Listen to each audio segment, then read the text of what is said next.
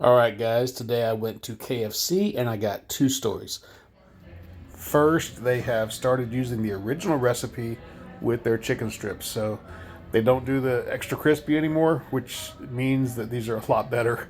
I love the original recipe flavor, and also it's not as greasy as the extra crispy was.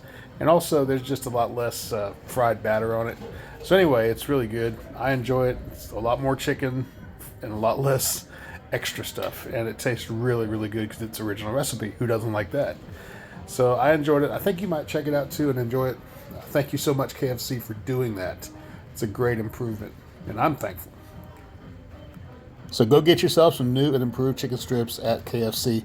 And who knows, if you're in there like I was, perhaps you'll see some figure, some shadowy figure walking by, and you'll go, that guy looks really familiar.